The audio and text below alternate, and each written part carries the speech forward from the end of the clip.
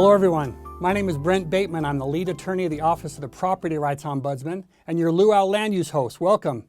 Welcome to On the Clock, and today for our guest we have Dave Millheim. He is the city manager of Farmington City and a former developer, and he's here to talk about development incentives. Hey Dave. Thanks for having me. How are you? I'm pretty good. Good. Development incentives, tell us what they are. They can be just about whatever they need to be. No one size fits all. Sometimes they're tax credits, sometimes they're tax increment credits, sometimes they're expedited plan reviews, sometimes they're just moving people to the front of the line. But I think the common theme is you're trying to demonstrate the city's willingness to make sure the person on the other end knows their project is important, and you're trying to find a way to make them fit into your community. So it's a way to maybe attract good development to your community and make them feel welcome and incentivize them to do a good project. Yeah, there's some projects that will definitely benefit a city more than others, and so I would not take lightly the incentive conversation and say you have to do it for everybody, because you certainly don't. But there are some projects where, because you're trying to find a particular anchor or a particular type of use, that they make sense. Okay, so if you're a city or if you're a developer, this is the kind of discussion that may be helpful for you in understanding the ins and outs and the whys and do's and don'ts of development incentives. So Dave, what advice do you have for us? Well, the first thing I would say is know what you're trying to get done. Have some guiding principles. If someone just comes in and says, I'm not going to locate in your city unless you give me a sales tax rebate, the answer may be no, because you really don't need that. So you really need to define first as a local government what it is you're needing to be when you grow up as a city. And then, does that incentive help you get there? If it doesn't help you get there, you shouldn't be using it. But if it helps you get there, then by all means, figure out how to make it work. So is that a way of saying, we know what we want in our town, we're going to incentivize to make that happen? Very specific types of uses you want to court if that's what you need to fill out your toolbox or round out your tax base. And so you said sometimes you offer them, sometimes you don't. Yeah, most of the time we don't offer incentives, and yet people will always ask for them. I can remember a particular firm that asked 4 times, and I had to say no 4 times, and they still located in our city because they wanted to be in our city, but it was their corporate policy to just ask for incentives. Well, we knew we could get them without the incentives, and we ultimately did. There's other times when we've said, hey, you know, what's it going to take to make you happy to come to our city? What kind of development incentives have you found have worked well? Again, it depends on the type of project, but a retail project, they're going to be looking for tax incentives if possible. Infrastructure is going to be very important because it's not always about cash. It may be having a site ready to go, and that is that road in there? Right. If it's a call center, is fiber in, and can you show that as being put in? Do you have to lessen the parking requirement because maybe the parking lot doesn't quite fit, the building? So don't make the mistake of thinking they're always cash or dollars. It may be what that business needs to make that business work. You might need a zone change to accommodate that type of use in that location. And you have to look and say, is that a zone change we could live with if this business wasn't, coming? Of course, if I'm a developer and I hear the word money, I'm going to be interested. But also speed is important to developers. Expedited plan reviews are the easiest things for a city to do. And so many times, as a city, our process is designed to move slow. It's designed with checks and balances. It's designed with transparency and public input. Very often these people are on schedules. They've got Christmas season to hit, or they've got construction seasons to hit, or their bids, with their contractors are only open for a certain time.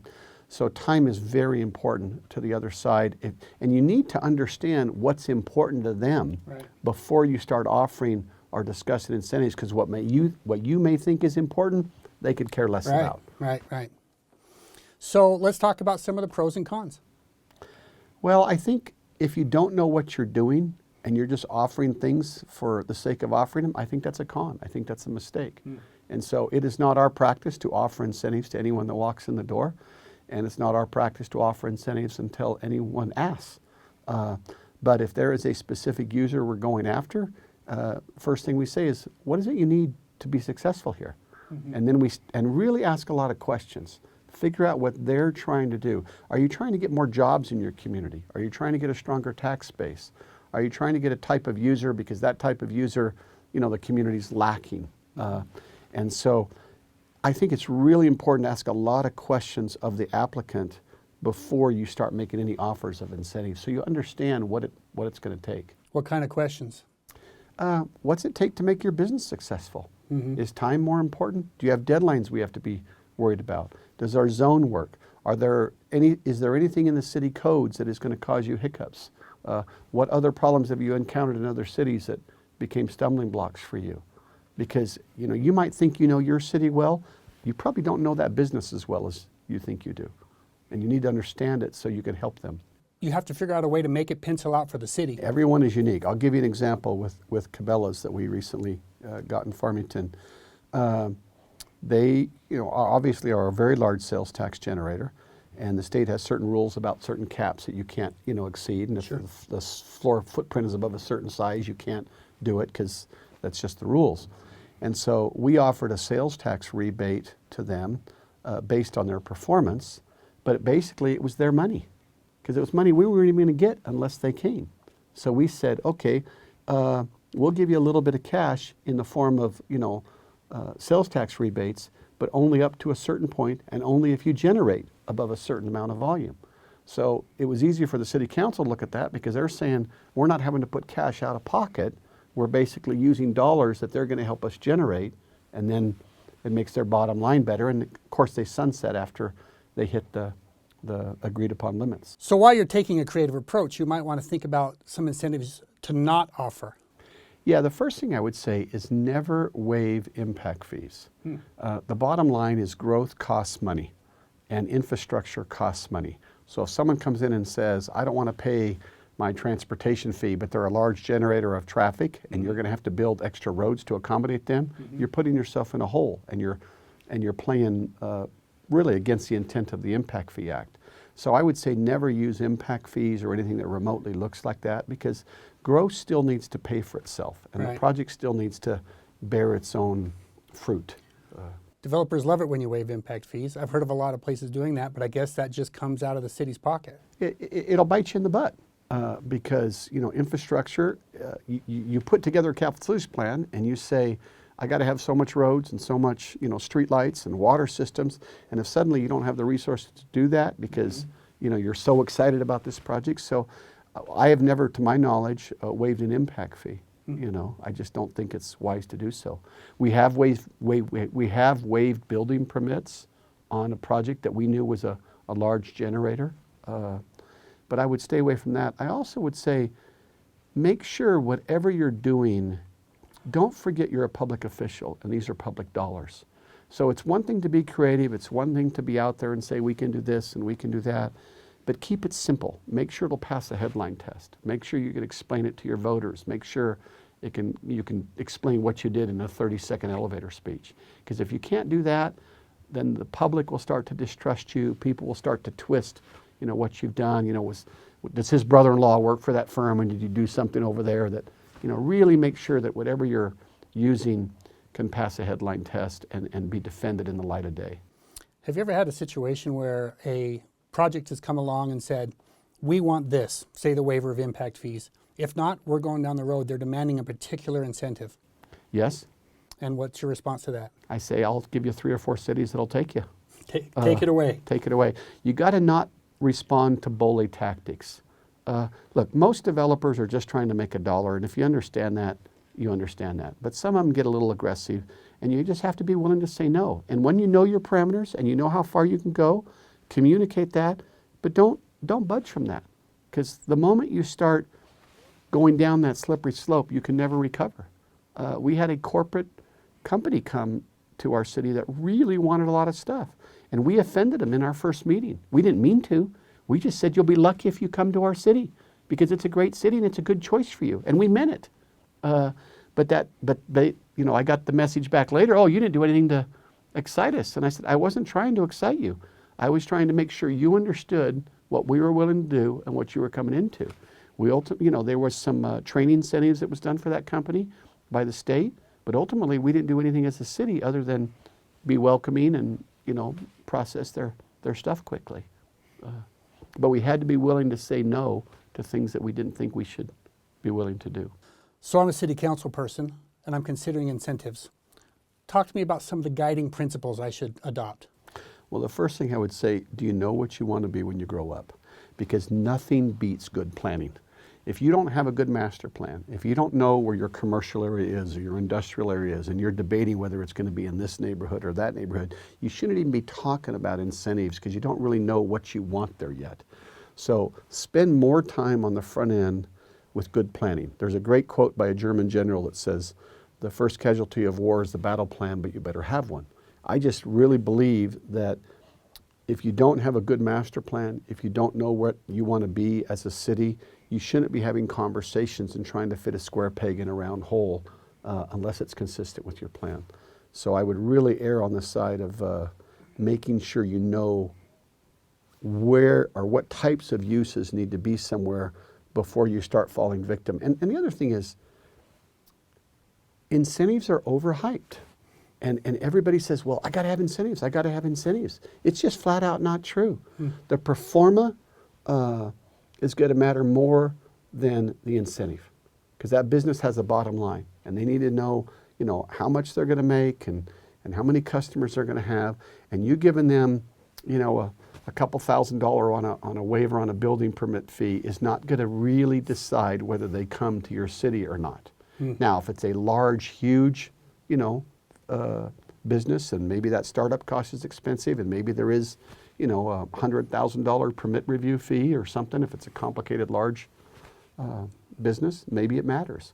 But a building permit fee isn't going to make a hill of spit difference to a fast food restaurant, for example. Right. They know they want to be in your location, or they want to be talking to you.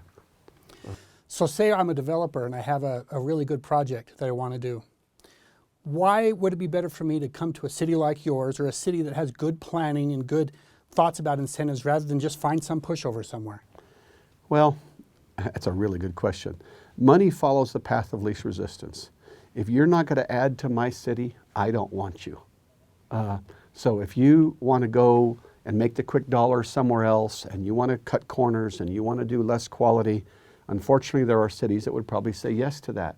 And I would encourage those other businesses to go there. We want sustainability. We want quality. I want your business to be successful, but not at the expense of being a crappy addition to my city. I don't want it under those conditions. So I think it's appropriate to say no, but it's also appropriate to say yes, but you need to know what you're saying yes to. And so the thing I really want to drive home is it's not a one-size-fits-all. There's no book on incentives that you can buy and say, okay, in situation A, offer incentive B. It doesn't work that way. It's what do they need and why do they need it? So Dave, give me an example of a successful incentive that wasn't cash, that was something else that attracted a business to your community. When I was in South Jordan many years ago as city manager there, we had the river bottoms. And Sandy was very successful in developing their mall area, but we were right across the freeway, and we had this large swath of ground where we thought we needed to put jobs in a business park. And so there was no cash involved in that equation, but there was a lot of good planning. There was a very friendly development agreement where we said to the developer, what do we need to make this work? The city wanted a unified looking project. So we put money into the infrastructure. We put time and effort into the land planning so that the signage and the landscaping and the aesthetics all looked unified. And here we are, 15 years later, whatever it is, and we've got a very successful business park out there that wasn't done with cash, but it was done with proper zoning code and proper entitlement rights that allowed that area to mushroom into what the city wanted. The developer went and got everybody on board and got all the property owners connected, and so it was still painful. There were still people that didn't want it, and there were still people that did, but it built out in like 7 or 8 years, which is pretty fast for a business park of that size. It's nice down there. Yeah. So how do you make your planning for these incentives fit your city? First off, you have to know what you want to be when you grow up as a city. I'll give you a good example. Years ago, I was city manager in South Jordan. And South Jordan at the time, this is back in the mid-90s, they were very jealous of the success of Sandy for the wrong reasons. Sandy had done some really good things and some smart things. But the council kept saying, why can't we be like Sandy? Why don't we have a mall? Why don't we have these kind of businesses located here? Well, they didn't have their infrastructure in place. And finally one night I remember getting kind of irritated with the city council, and I said, why don't we start worrying about South Jordan? Why don't we worry about what our pros and cons are? We have 3,000 acres on the west side that has one owner, Kennecott. That can become a pretty cool thing. If we got a highway coming through called Bangerter, maybe we ought to figure that out. That's now daybreak, okay, because the city took the time to figure it out. We put in River Park, not because we were geniuses, it's because Sandy was out of space for offices. And we said, why don't we mimic that success and bring it over across the highway? The market's not going to respect city limit lines. The market's going to go where it makes sense to go. So look around in your respective city and say, what's nearby? What's been done? What's lacking?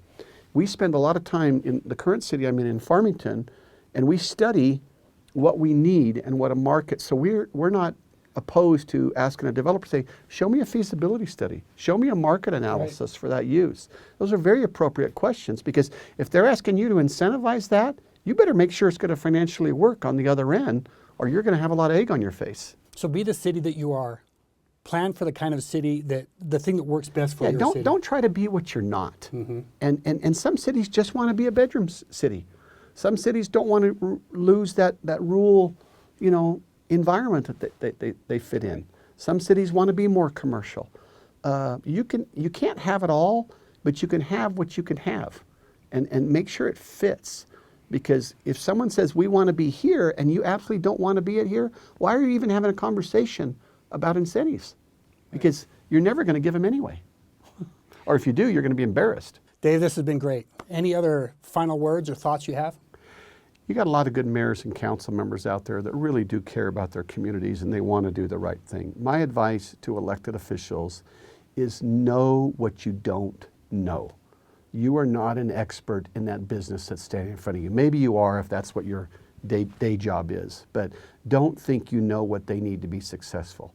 And so don't make assumptions that are incorrect. Ask questions. Make them give you answers. I want to make sure elected officials understand that sometimes you let it get to your head when you're sitting up there on a dais and you think you know everything, and you really don't. And staff really doesn't either. Right. And so it's really important you ask the right questions and understand their business before you start playing Dodge City with incentives. Thanks, Dave. Thanks for being here. This has been really helpful. Thank you. I can see by the clock that time has stood still. It's been so interesting. This is Dave Millheim, City Manager of Farmington City. I'm Brent Bateman. This has been On the Clock with the Luau Land Use Site. Thanks for joining us.